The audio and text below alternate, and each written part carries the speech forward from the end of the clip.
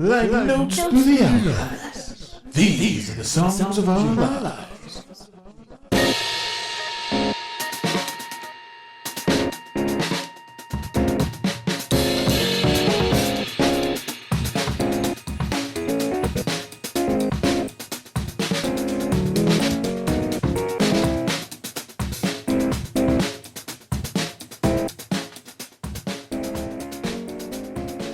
Hello and welcome to the latest episode of Songs of Our Lives. I'm Brad Rose. I'm an artist, a composer, a writer, the founder of Foxy Digitalis, and somebody who thinks about music and sound far more than is healthy. Each week, I invite on a guest to talk about the songs and the music that has meant a lot to them and left its mark. Previous guests include Joe Rainey, David Grubbs, of course, Jake Blount, Sarah Hennies, I don't know, so many more. But this week, previously mentioned Jake Blount, well, I'm so excited to have Mali Obomsawin. So Mali and Jake made a record called Symbiont, which is, it's a hell of a record. It just came out on Smithsonian Folkways, and it is, I can't think of anything else that I've heard that sounds like it, which is always an exciting thing.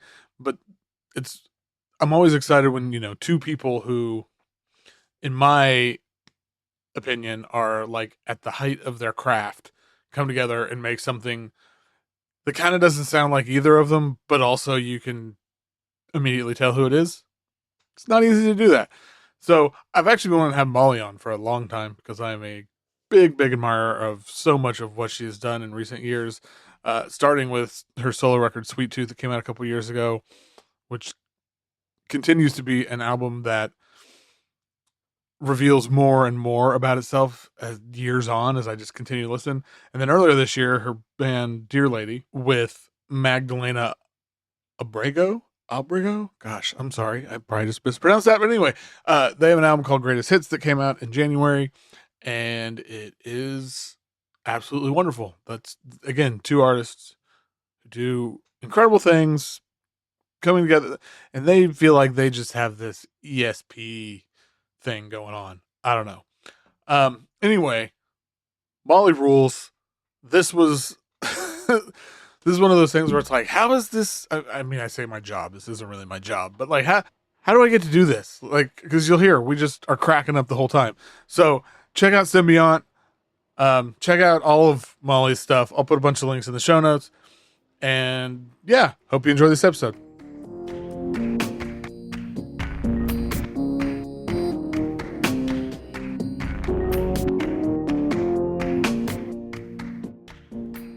My guest today is a musician, a composer, a singer, a bassist, and co-wrote probably my favorite song from the past 4 or 5 years. It is Mali Obomsawin. Welcome to the show. Whoa. Literal crickets in my background. Yeah, I know. Like, it's a very idyllic scene behind you. So Thank you. I'm on the coast. So yeah, you have a record. Oh, and the song I'm talking about is There, by the way. Nice. Thanks. I was wondering.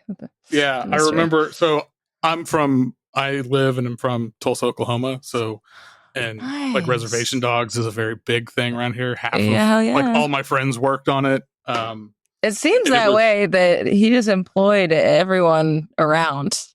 Yeah, that pretty much. It's like Sterling has just given all the cool people around here great jobs.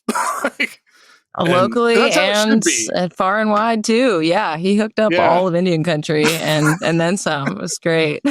Yeah, it's awesome. So that has nothing to do with anything. So you have a record out with Jake Blount called Symbiont. It's coming out on September 27th. And so I got Jake's side of the story. But, how did this record come about? Like, how did you all decide, hey, we should make a record together? Yeah. That's a great question. I feel like I still don't know how to answer it. I think Jake just asked me. I think he was like, you want to do it? And it was pandemic times. And I was like, yeah, I'm so bored. Like I need, and frankly, like knowing Jake's work, I had played bass for him. I played bass on his other futurist record, which is called, oh my God, I'm forgetting what it's called right now. Wow. I can't remember either. That's But great. I know That's the record you're embarrassing. talking about. Yeah, But his last record on Folkways also, and I played on it. Anyway, so we had this like relationship already, and frankly, I actually hadn't really engaged with futurisms too much. I've been forced to kind of study this more through this record, and now through promoting it when people ask me about indigenous futurisms, which is a really complicated topic yeah. because it's so it asks for sort of like a pan indigenous answer, which doesn't really exist. So anyway, he asked, and I was like, yeah, let's do it. And then throughout that process, I think I just kind of, we figured out how challenging it was to like make the record that he had in mind for our both our communities. Yeah, one of the things he talked about is how y'all have such different approaches to making music.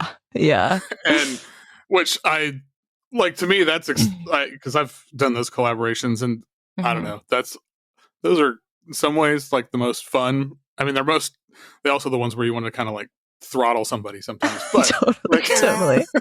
But I'm curious, so like from your side, like approach, how was it trying to sort of meld those two approaches? And yeah, it was really interesting. I mean, I think this is probably background that listeners will get from his interview anyway, but Jake his foray into being a practicing musician was through musicology, ethnomusicology.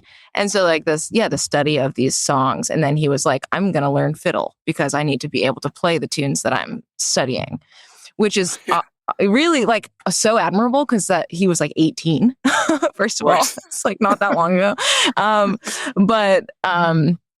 But also he's like such a student of the history, of the folklore, of the archives, and I am an improviser, and I'm a creative experimental music improviser, and so I think one of the biggest things that came up for us was this question of citations and when you need them and when you don't and what counts. Especially for him as someone who's in an institution right now. He's working on a dissertation. He's getting his PhD, in musicology. Dr. Blount. Yeah, Dr. Blount. And that's like, so I don't know. I'm actually in a point in my career and life where I'm feeling extremely anti-institution and anti-academia. And that being said, I did study in the archives for Sweet Tooth, my debut album, and I obviously understand the importance of that and the paper trail and everything. But there's a dissonance. So that was a big difference. Yeah. So I talked to him too about like some of the other collaborators on the record, and I'm going to talk to you about two specifically because he told me to. So first, friend of the show, my dude Joe Rainey. Yeah, I was just listening to that episode. Oh my God, I love that dude so much. Number one homie. How did Joe end up on the record? I mean, Joe should end up on more records because he really should. Awesome. But how do you know Joe, and like how did that happen? First, just through total admiration. After hearing Ninetta, that was my intro to him, and oh my God, like that. Talk about a song that can make you cry. Like the opening of that record, 20 seconds in, I'm sobbing. So good. And I such admiration for what he's doing in general. Like he's really, to me, really cutting edge. And I was really happy to be working on this album with Jake because I have always felt like an outsider to electronic music in general, and I haven't wanted to be. It's just that I came up in acoustic music, and I don't I haven't had an excuse to be techie until this Yeah. record, and so like knowing that Joe is in that world already and so comfortable in it, he came to mind as one of the collaborators. We also really wanted to collaborate with Tanya Tagaq, and I don't know if Jake mentioned that, but we actually like reached out to her, and she was like, "You guys are both so awesome, but like I don't think that this makes sense with me." And we were like, "It's fine, it's fine, another time," you know. But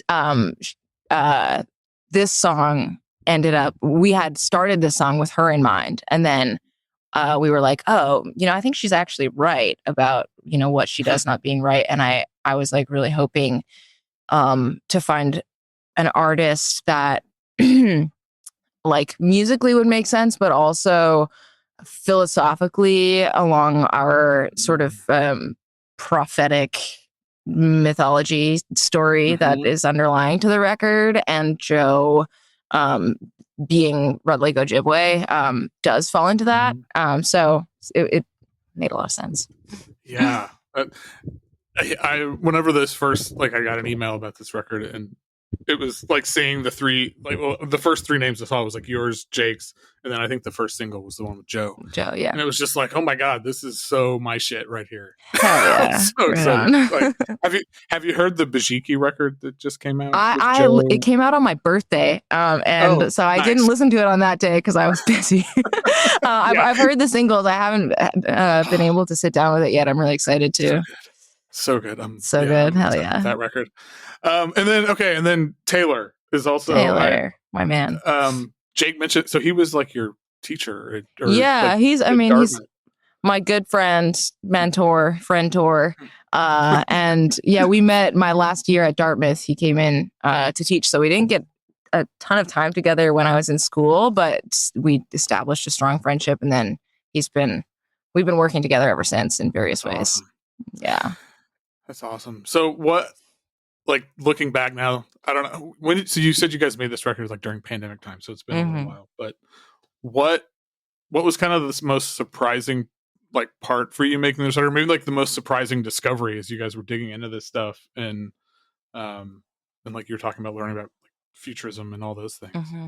Yeah. I mean, it definitely surprised me how challenging it was, even just in our process to approach the material. So Jake works a lot with songs. He finds them in old books, you know, like that's something I've never endeavored to do, is to like pick a terribly written down melody from some like, you know, folklorist back in the 1600s, like, and because usually they didn't even really understand music, you know, when they were writing that, at least in native sources. We have a lot of these weird ethnographic books where there will be just all of this cultural information that shouldn't be probably there. And then at the end, they'll be like, and now I've transcribed a tribal song, and like musically, like the notation makes no sense. And you're like, this is garbage, you know? Yeah. And so I've always just been like, I'm not fucking with that, you know, but Jake's process does engage with that material, and I think it's maybe different for the resources that he's used to. But that was surprising, just for me, being like, oh, okay, like we're using these books that I've never wanted to engage with, but they work in your process. Like, I guess for me, it was like getting into Jake's brain on how he does things. Was I don't know. I mean, how often do you get a chance to do that with another artist? Like, it's like, it's almost like an invasive feeling, but it's a trust relationship too. But it's like, wow, like I feel like I'm like watching you like diary entry or something, you know? Right. Yeah. God. Yeah. That's cool. That's not like, I don't have a lot of experience like digging like old stuff, and it's, and that's one of the things I've always kind of appreciated about Jake's work, is just how he does it. Cause I don't know. And so, getting a front row seat to that seems, I don't know. That just seems like it'd be cool as hell. It was cool, but it was also weird because I had to find a way to fold myself into that process. Yeah. And having such a different process personally, like it was like, right. I was like, wow, it was just a wild. It was wild. It felt like, just like wearing someone else's shoes. Yeah. Yeah. I mean, so did you get to like try and get him into like improvising? And because that's the world I come from too, is like experimental improvisation. And so that's super familiar for me. And it's always really interesting when you like working with somebody who doesn't come from that. And I don't know. Yeah. Yeah, that was a really interesting thing. I mean, again, when the conversation about citations, right, where Jake's working from books, he can cite every idea that he's having and how he has sort of like interpolated the thing. And for me, I'm all about like channeling and like letting a new thing come through me, and no citation is required because the entire legacy and lineage of experimental music is the citation, right? I'm allowed to do this. There's precedent. Even if there wasn't, like, screw it. We're artists. Like, this is what we do. We push, Yes. But so there was like a lot of like conversation about that and getting on the same page about that. And I'm like really stoked to say that like we definitely he put my shoes on too, and we walked in that, and it like I think people a lot of the time presume that experimental and improvised music is just random notes and like random expression, and it's not. And people don't realize how much rigor is behind being able to improvise, and the whole study of experimental music and practice of it. And so it was cool to be able to show him that and to get him out of his shell too as an improviser. I think we like had some really fun breakthrough moments with that. One of them actually being the second single, Old Indian Hymn. In the chorus of that, we were like, we don't want to sing hallelujah, hallelujah, hosanna, hosanna. We really don't feel like doing that. And I got Jake to speak in tongues, and he made me leave the room. But he did it, and he improvised in tongues, and I obviously improvised vocally. It was so fun.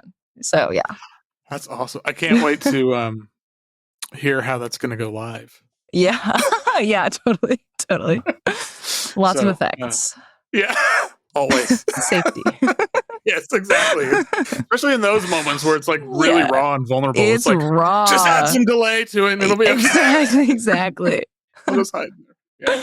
Well, that's awesome. Well, I could talk about this record for a long time because I really love it. But then we'd be here forever, and nobody has time for that. So, gonna get into the whole reason we're here. Not the whole reason, but the main reason. And as ever, I'm going to start by asking, what is the first song that you remember? Yeah. This was so easy for me because I was like such a baby, and the song kept circling back in my life. But my dad is a songwriter, musician, jazz musician too, and he was putting out music, I guess, more in the 90s when I was born, and had this song that's telling the history, or just kind of telling the story of my namesake, whose name is Maliaket. English people say Maliaket. The French say Maliaket. And the Abenaki say Maliaket. It's this little lullaby, and Mary Agatha, Maliaket, Abenaki, Pequawket. It's just this like little line that goes awesome. And tells her story. That's awesome. Is there like a recording of this? Yeah, it's out there somewhere. Oh, that's awesome. So I'm guessing then, like, since your dad was a musician, so like you grew up with just music around all the time. Weirdly, no. I feel like this is like, so I as I have gotten older and more socialized, I've learned how weird this is. My family like didn't have music playing ever. Oh wow! So yeah, it's really strange. So I was like exposed to my dad's music, and going to his shows, his like local bar gigs and stuff, and then powwow music, and then my mom. I remember 3 records from my entire childhood, and they are Buena Vista Social Club. I don't know why. My dad's from California. this random, like, you know how they have those like sort of like hippie ethnic records that they sell at like the coffee shops in New England?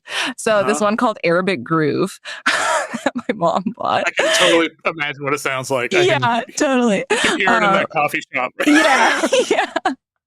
It's where I learned what the word Habibi meant when I was a kid. Okay, it was just Arabic Groove and Louis Armstrong and Ella Fitzgerald. Wow. Those are the three records that so strange. And like, it wasn't until I was like in public school, like middle school, high school, that I, started like actually remembering, or that I remember actually learning about the rest of the world of music slowly. That's amazing.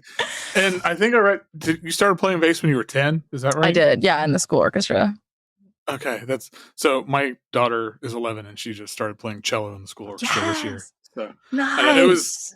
It was so like her whole life I'm trying, because music, this is what I do. And but it's like, I'm not going to push her into this. I'm not going to put we do play a shitload of music in the house and a lot of stuff that is, she's just like, this is fucking weird. Like, I don't know what oh yeah. But yeah, when she came home, it was like, I want to join the orchestra. It was just like, I had to I was like, that's really great. And like secretly just like, fuck yes. Yeah, right. You can't get too excited or else she'll be like, I don't want to do it anymore. Like, oh, never mind. This sucks. Yeah, totally. Cello's good. Cello's good for an 11-year-old because if you go to bass, your parents have to carry it into school for you because it's too big. Yeah, she originally wanted to do violin, which all my friends who play violin were like, trying to talk her out of it because it's really annoying and hard. Nice. Sage advice. So I had some wise associates do the same thing for me when I said I wanted to play violin. So that's everybody. Like one of my really good friends who's this amazing violinist. When I told him, I thought he'd be excited. And he was just like, "Oh God." I was like, "What?" He's like, "Look, man, I don't want to like tell you how to raise your kid." So good looking out. Yeah. All right. Well, do you consider yourself a big crier? No, I never cry. When I was looking at your questions, my partner was like laughing and he was like, you're going to have to tell him that you're a psychopath and you don't cry.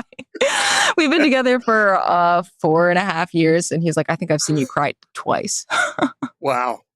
Well, okay. So then I'll amend the question to what is the song that makes you feel that way that may make, like, I don't know. Yeah. In that feel realm. heavily. So my answer was, I feel like I could change it a lot of times, but I don't think I've ever cried to music before.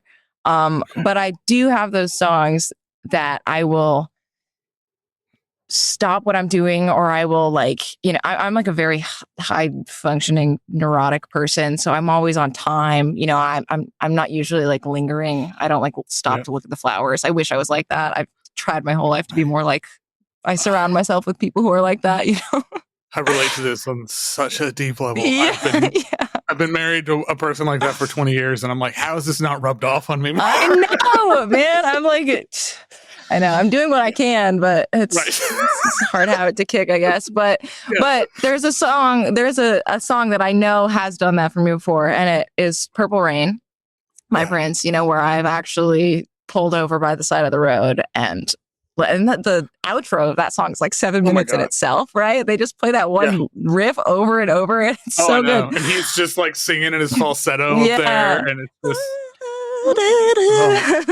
it's so good. So stopping in the rain, making myself late to the appointment. I think that's as close as I get to crying. It's so fucked up. Oh my God. This is, I don't know. Like, this is a song that it's one of the best songs ever, frankly. But I think I Would Die for You. Also Prince. Also one of those for me. He taps into it. He does. Yeah, God, the part in Purple Rain too, where it's the like I know part, and his voice just gets so. Yeah. I can relate to that. I think I held back on, or held off on my sort of Prince obsession era for a long time because of the something, about the production quality of like the 80s with the synth drums and everything. And I'm so glad I got over that, because I feel like the fact that it sounds a little bit shitty to us now in our like very spoiled ears as, new millennium listeners of good mastering. But the like, I don't know, the kind of DIY quality of the production, but also of the rawness of his delivery in those songs. Yeah. Oh man, Gets me every time. What's a song that'll put you in a better mood? So this one is really easy. Shimmy Shimmy Ya, ODB. Yeah, it's my show, so like this is the best answer for this song. Answer. It is just like, it's a good hype song too. It's a great hype song, and it's like, I feel like goofy songs get me. Yes. Like that. They're so easy to relate, I think, for me. I don't know why. I think I'm glad that these questions aren't about movies, because it would be kind of similar. Like I'm like really into like goofy movies, and I grew up weirdly sheltered from serious content, but like exposed to all of the terrible spoof movies of the early 2000s. Nice. And so I feel like songs like Shimmy Shimmy Ya like have that energy too. A lot of early hip hop. It's like it's like the line between like goofy and corny. I don't know. And this is just because goofy, I feel like, is really hard to do like this well. Yeah, 100%. And it's one of those songs too. It's like as soon as you hear the first 2 seconds and you're just in the zone. Totally. Man, I love ODB. So good. Pour one out. Okay. Well, here's everybody's favorite question. What's objectively the greatest song of all time? Lol. Oh yeah, my answer for this one was funny. Jake like texted me when he saw that. He was like, "What the hell?" So I said "Hard Times, Killing Floor Blues." And I feel like it's a song that actually, when you listen to it, you have no goddamn idea what he's singing, which actually makes it like better to me as someone who's so hyper fixated on lyrics. I think I identify more as a writer than a musician a lot of times, and so like I actually had to look up the lyrics to this song. Recently, after answering this question, I was like, "What is it even about?" I don't know, but I mean, something that gets me with it is like, obviously there's no objectively best song ever, but something that gets me with it is like, you don't even need to know what this man is saying, because you feel what he's saying through his delivery. And Jake was like, Bentonia, it's Alabama. It's not in Alabama. Where the frick is Bentonia? Hold on a second. I actually need to look this up so I don't like embarrass myself as like a folk musician. But is it in Mississippi? Bentonia. Yes. It is Mississippi. So. Okay. Yeah, I'm in Mississippi. Yeah. That singing style, which apparently Skip James is doing a cleaned up version comparatively to like people who actually like were, and what people were really doing down there. And Jake sent me this, of course, because it's Jake. He sent me this like alternative, like this contemporary of Skip James named Jack Owens, who wasn't cleaning up the like Bentonia style for commercial recordings.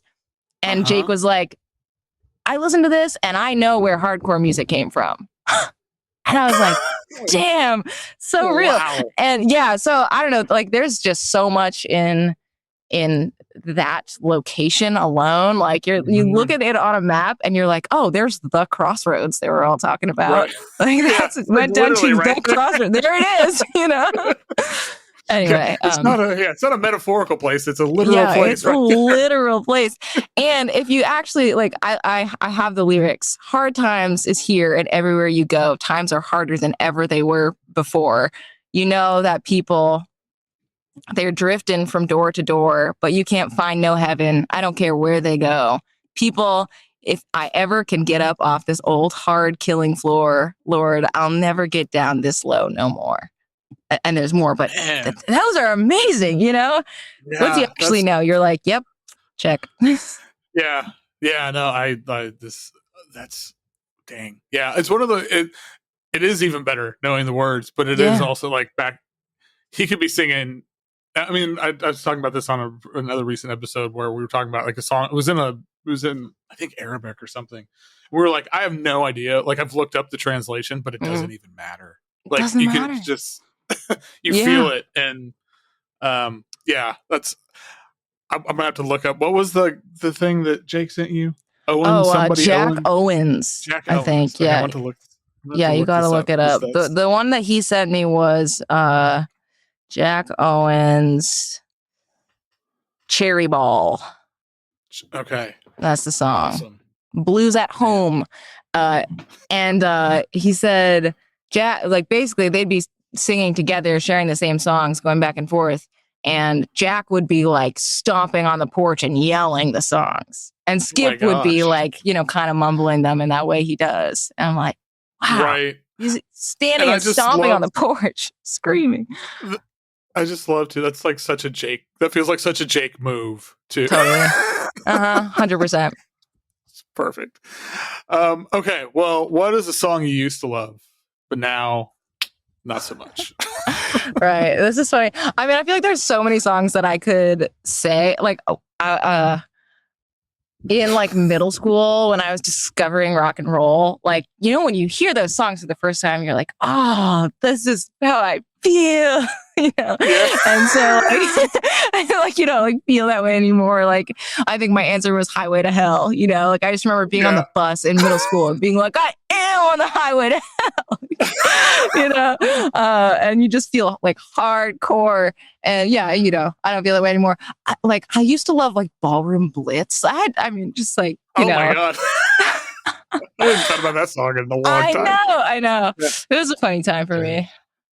Yeah, there's a lot of that stuff. Like, I don't know, when I was, so I'm old, but like when I was 10, the first thing I was really into was like hair metal.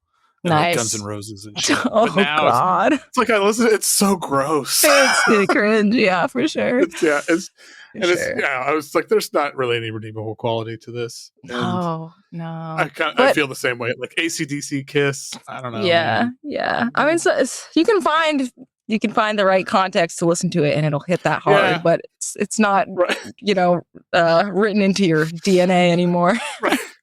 It's not the greatest thing ever. Yeah. Okay, well, if it's not Shimmy Shimmy Ya, which it could be, very much. What is the best hype song?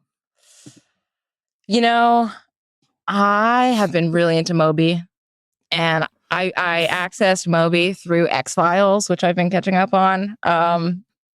And the song My Weakness by Moby is in the X-Files episode where where Mulder, no spoilers, but the show is like 30 years old. I think where Mulder like if you've never seen the X-Files and you want to watch it, your ears. Where he like finds out what actually happens to his sister, right? And he's like in the other side, like in the ghost world. And Moby's. This is not the hype song, but this is where I discovered Moby, and I was like, oh, this is so good. And then it's so weird that I also just recently discovered Moby, but it's neither here nor there. Anyway, Honey by Moby. So good. Like you actually, it's the same friggin' loop played over and over, but the percussion changes and like the like background changes. And so it just like never stops building, which is a huge accomplishment from an arranging perspective, frankly. Yeah. Well, and I feel like the Bessie Jones sample gets tweaked multiple times. So like it's kind of along those lines. And so you could just listen to this on a loop and it would just I don't know, it doesn't really get old. It never gets old. That's his strength, I think, Moby. He's able to just play the same goddamn loop over and over. Sometimes I feel the way about Moby. I'm like, this shit is so good, but also like, do you only sample black people? I know, and are any of those people like seeing a dime off of this? Yeah, like, it's the questions of the industry. Yeah. Oh, God. Okay. Do you consider yourself a romantic? Extremely, to a fault. Terminally romantic, actually. So what's the most romantic song? Oh God, there's this is like an endless list for me. At the moment that I was reading this, I landed on "In Dreams" by Roy Orbison, who is, I think, hopeless like I am. And his entire discography is hopeless. And Yes. oh my God, it's so good. But the thing about "In Dreams" is like, well, I don't know. I mean, it's so longing. It's his delivery. I don't know what it is. Sometimes it's hard, because I'm a songwriter. I think of like questions about songs as like the craft and the lyricism, and so like that, there's like an endless number that would qualify. And then you think of like what the actual performance does for the song and the delivery, right? Yeah. No, on this song too, like, I mean, from a songwriting standpoint, it's the structure of it is so kind of crazy.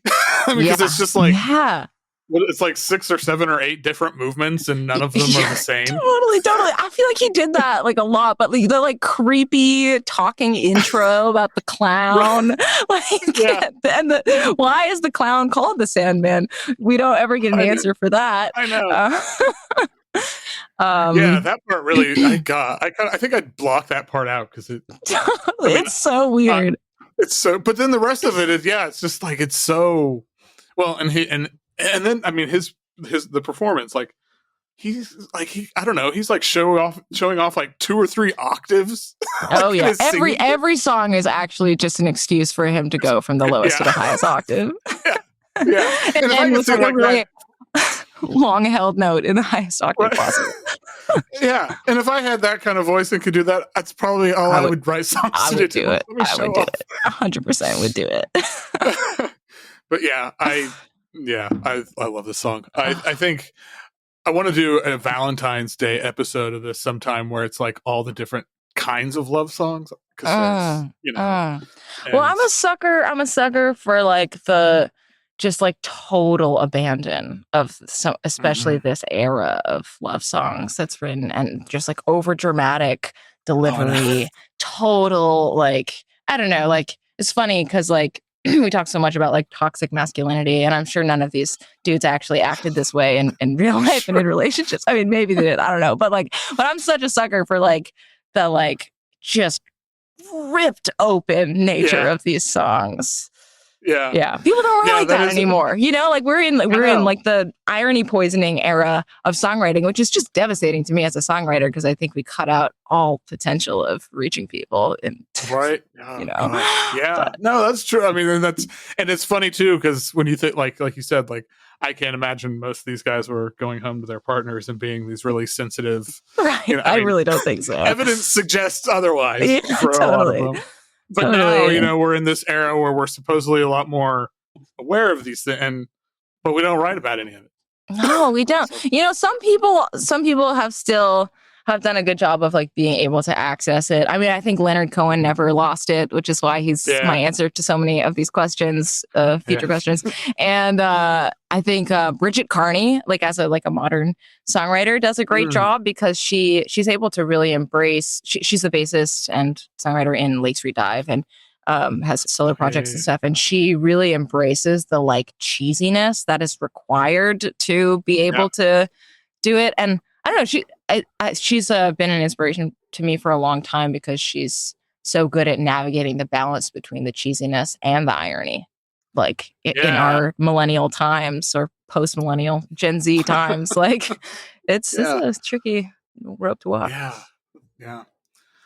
Okay, I'm really excited about this question. What song changed your perspective on an artist?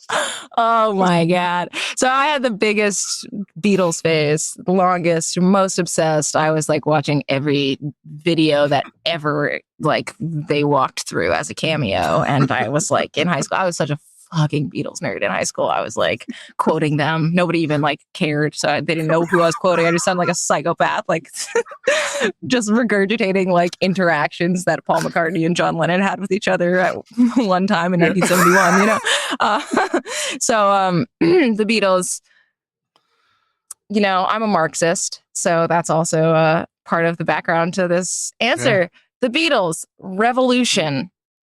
Oh, They're, oh my God. Like, and there were these like peace loving, long haired hippies, right? And they're like, but by the way, like, fuck Mao. And I'm like, yeah, Mao had some really good ideas. Like, he also did some things poorly, sure. obviously. But I'm like, you British fucks, are you seriously like, just like denigrating the concept of a people's revolution?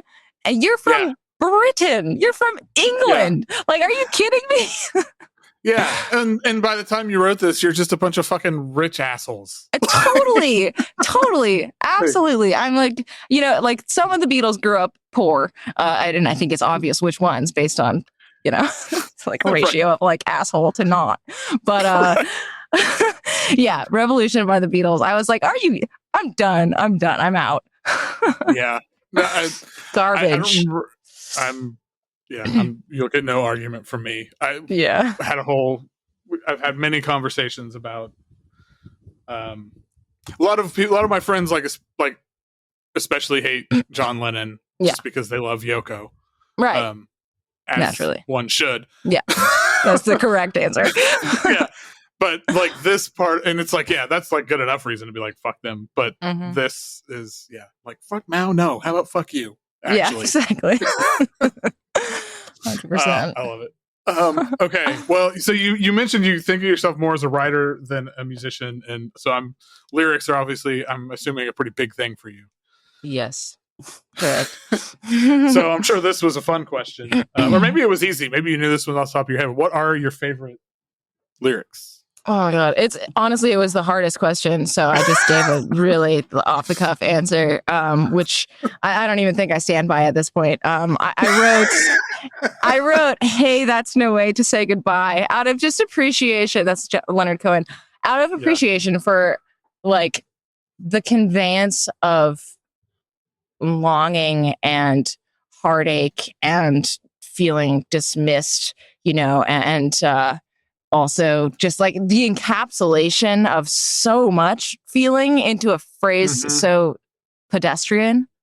Hey, that's no way to say goodbye, and I don't even mean to address the whole lyrics of the song, although they're great. But that's like the hardest question to answer. I mean, yeah.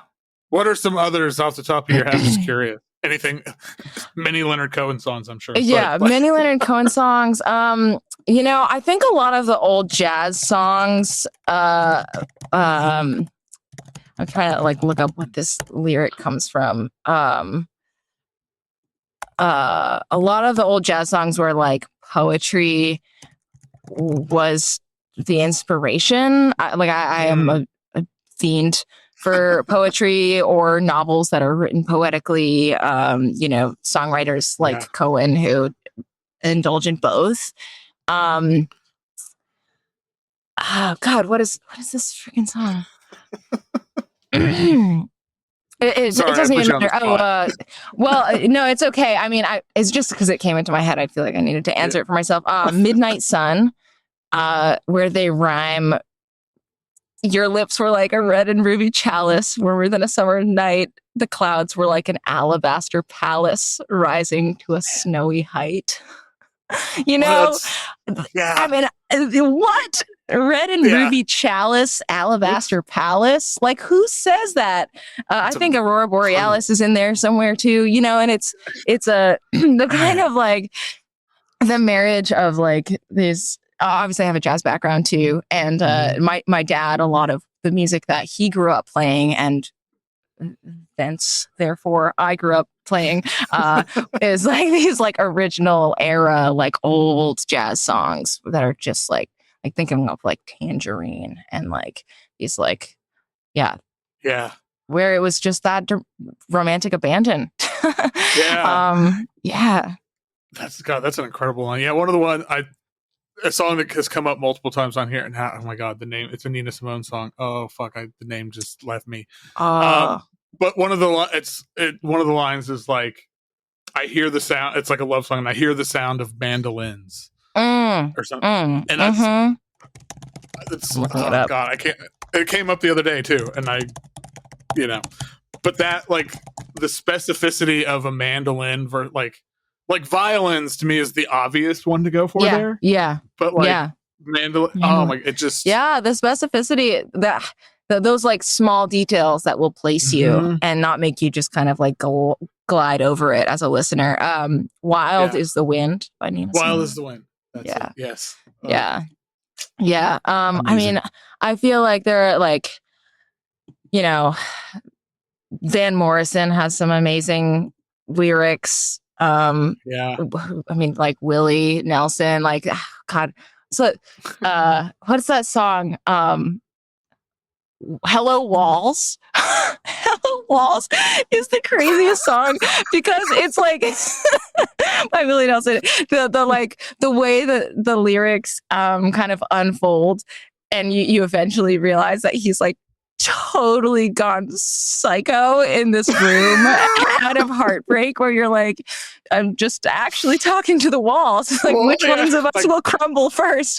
But like, you find out that like clearly it's him because he's talking to the walls anyway. Oh, it's so good. It's so good. Yeah, that's like a deep cut, underrated choice there. That's really good. Thank you. I know. Hello, Wall. Yeah, you realize now. Yeah, at first you're like, oh, this is some kind of metaphor. No, he's literally talking to the walls. Totally, like just full interlocution with his white plain God, walls. I love Willie. Yeah, really good. What's the last song you completely fell in love with? Oh man, Labrys, dude. The whole album, 10 10 out of 10. Is that what the album's called? I think it is. The latest Labrys album. The song "Give Me Something," because we got to play a show with them down in Santa Fe a couple weekends ago, and I was just like in such admiration that you can write a song that banging, and it's literally one line. Like it's one line, and I am feeling it so hard, man. I was like, how did you do it? I love it. I'm obsessed. Yeah. And they're from Oklahoma. Yeah, I know. And that's rock and roll. Like that's rock and roll. That you can like have somebody hit so hard with one line. Or like Skip James, right? You don't even know what he's saying and it hits that hard. That's rock and roll, baby. That's when you know you've done something where it's like, one line. Yep. Oh man. Yeah, I think they're playing up here again sometime soon. I don't know if they play up here a bunch, but yeah. Okay. What is the sexiest song? This one, it's funny that you asked this because I had just had a conversation about how this song is so sexy. And in like the most goofy, I'm half Jewish. I don't know if that's been disclosed on the show, but half Jewish, grew up with like a lot of like the like kind of slapstick Jewish humor, the like clever Jewish, whatever turns of phrase that we do. And, self-deprecating and highly intellectual maybe is a way to sum it up. So with all of that preface, if you got to go now, parentheses, or else you got to stay all night, by Bob Dylan. Nice. Yeah. Do you know that song? Yeah, it is so funny and clever, and like it's consent oriented. I think it like stands the test of 2024. But it's like, I think just like on the face value of like Bob Dylan having the sexiest song of all time is hilarious, just considering, but it's so good. But maybe it speaks to like my own sort of orientation or like what works for me. But but like the lyrics, I mean, he's like, listen to me. If you want to be my gal, if you want to be with me, I want to be with you. But if you have to go, it's all right. Like that's all fine. He sets it up, and then he's like, what's the best one? He's like, I'm just a poor boy looking to connect. I certainly don't want you thinking that I don't have any respect. But if you got to go, it's all right. If you got to go now, or else you have to stay all night. And he's just like basically like describing that scenario where you're like, don't like, you can go if you want, but like, what are you saying? What are you saying? Right. What are you really saying? And like, I don't know. It's a good song. I think everyone should listen to it. It's a great song. And And there is just something fantastic. Speaking of like goofy, like Bob Dylan having the sexiest song. I know. He's like, I'm just trying to connect. I know. Just trying to connect But with hey, you. if you know, It's like if you want. yeah, saying. Yeah. Oh man, yeah, Bob Dylan. Yeah, someday you gotta play. You gotta play like in Tulsa someday. Because I'm gonna. It's actually in the works, and probably April of 2025 with Deerlady. Hell yes. Labrys might be involved. You know, man, that's it's gonna be a good news. show. All right, 2 questions left. We're almost done. Okay. What's the song that means the most to you? Okay.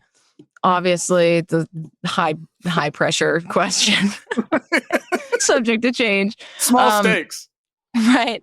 I feel like the song that I have always had this appreciation for. That I've never met anyone that has a similar appreciation for it, so I'm pretty sure it's just me, in my own personal history with it. But this song by Tom Petty, who also had a relationship with Tulsa, right?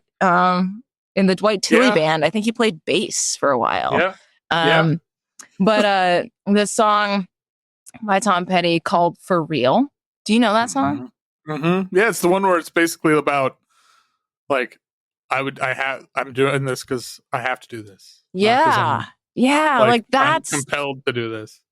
Yeah, he's like, that's it. That's like I'm definitely not doing it for the money. Like, I'm not doing it for anything. Like, I just have to do it. And it like sucks even, Yeah. But I did it for me. He's like, I did it for real. I fucking committed to it. Like, and that's rock and roll. Again, tagline. That's rock and roll, baby. Like, honestly, like, he's just like committed. Didn't like wait for someone to tell him he could, didn't like, he just like, just had to do it.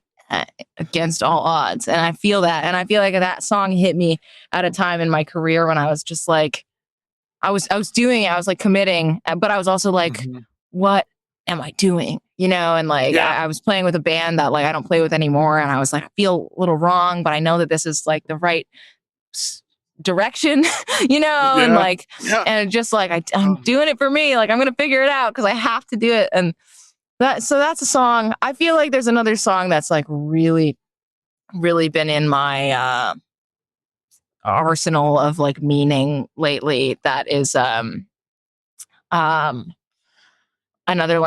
Leonard Cohen song. I'm Your Man. Oh, you know that one? Yeah. Like, just it's so, again with that like abandon. Just like, I will do anything to just be around. Yeah. Like, just asking that much of someone, just like, tell me how to be around you and I'll do it. Yeah. There's like there's like this, like, again, it's like melodramatic in a way. Yeah. But in this, like, I don't know, there can be like melodramatic, which is like histrionic and like, I don't want to engage with that. But this is so all like, I don't know. I mean, that's, we're all, isn't that like a thing we all are always looking for? Is that all encompassing? Like, you can't feel that all the time because you'll go fucking crazy. Yeah. But like, having those moments where you feel just, it's just like, I will do anything to just whatever, just be around. Yeah. Like, man. I'm reading Tarkovsky's book on like creativity right now. His it's like sort of coffee table creative book, but it's not on anyone's coffee table, but it's on mine. But he talks about like the artist as like chasing after this ideal endlessly, never being able to actually reach it, and I feel like we with these artists who are like Leonard being an example of someone who never stopped, and like partially he couldn't because his manager stole all of his wealth, Right. But, I mean, there's that. But like, but I find it in poets especially, where like there's just this like endless, ravenous, searching hunger. Like, I will do anything just to get closer to whatever the thing is that I need, and like it's like maybe it's inside, maybe it's outside of me. Like we're like always searching. And I think for every artist, it's like a different, it's a different scaffolding of like what that looks like, you know, but 100%. Oh my God. Yeah. Like even I think about like just from like the part of my whole thing of like writing about music and like doing this podcast. And it's just, I'm like, I feel like I'm always searching for like music and art that in some way confuses me. Like yeah. that. And I'm like, so I listen to a ton of shit. Like I'm obsessed with music and sound and, or I'm even looking for sounds that I don't like. I want to hear something that I'm just like, what the hell is that? How is this? And that's like, it's consumed my life for better or worse. Like, and then like going back to the Tom Petty thing, it's like, I've tried, like when my kid was born, I kind of just dropped off the face of the earth and got a job at the community college and was just like, I got bills to pay. And do what you gotta do. Yeah, and as we all know, like none of us are in this for the money because there ain't any. But it was like for however many years. Then when I kind of was ready to go back, it was just like, oh, I feel whole again. And now it's like as soon as I managed to block it out for a little bit, but it caused a lot of problems in my life.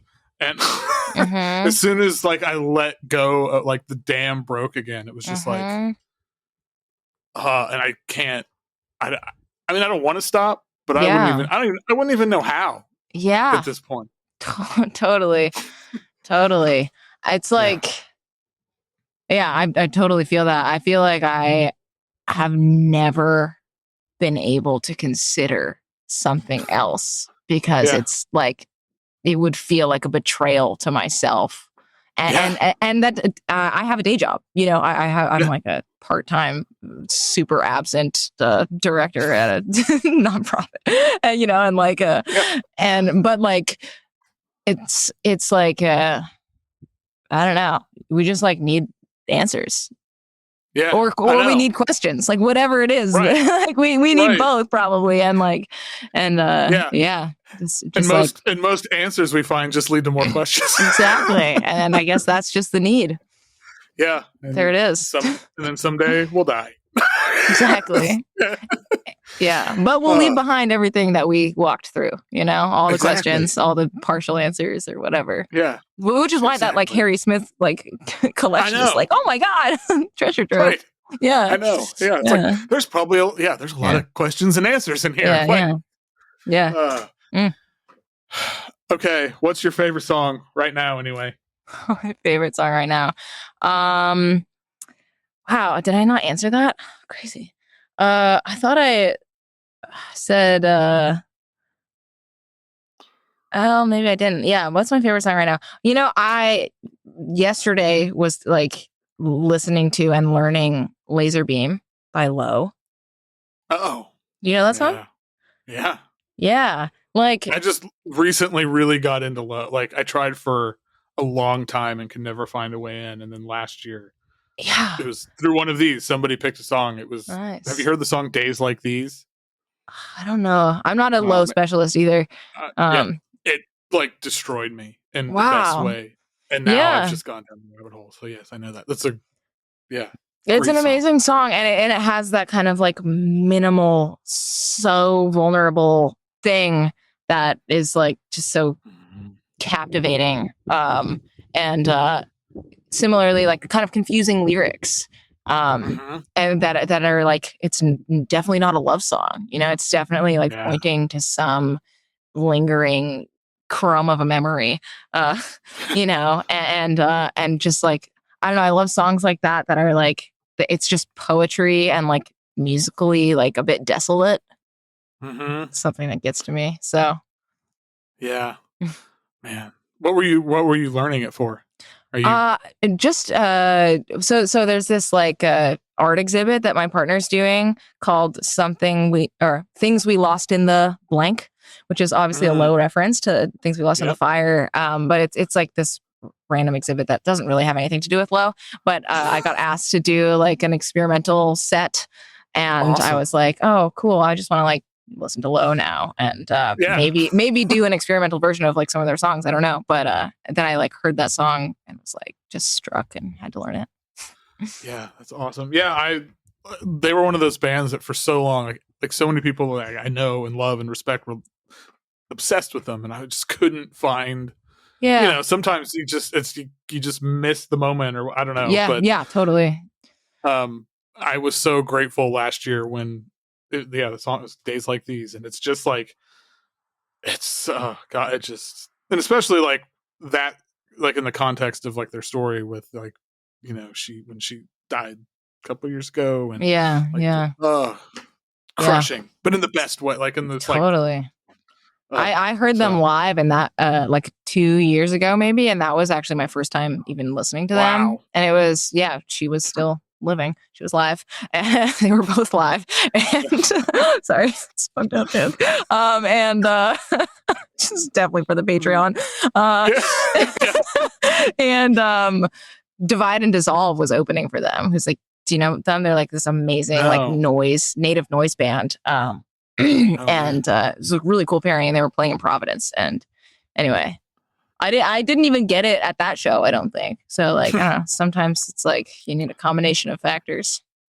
Yeah, you never know how it's gonna work. Yeah. Well, this was like way too much fun. I don't even know how. So fun. Like, yeah, this was awesome. I need to plug the record again. Yes. Shit, Symbiont is out on September 27th on Folkways, and you guys are doing some shows at some point. I can't remember when it was. October, all through October and January. It's online. Awesome. Yeah. Right on. So, nice. That's good. Awesome. Idea. Well, thank you for doing this. Thank you so much. It was super fun talking with you.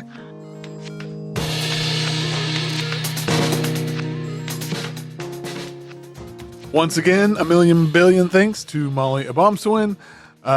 Check out her picks at the playlist link in the show notes. And yeah, seriously, give Symbiont a listen or 3. I think you'll find plenty of things to love about it, and plenty of things that will keep you returning to it to further investigate and just sort of immerse yourself in this incredible sonic world that her and Jake have built. And yeah, when they start doing some shows, go see them. I'm not going to get to because I don't think there's anything near here, but I'm sure it's going to be awesome.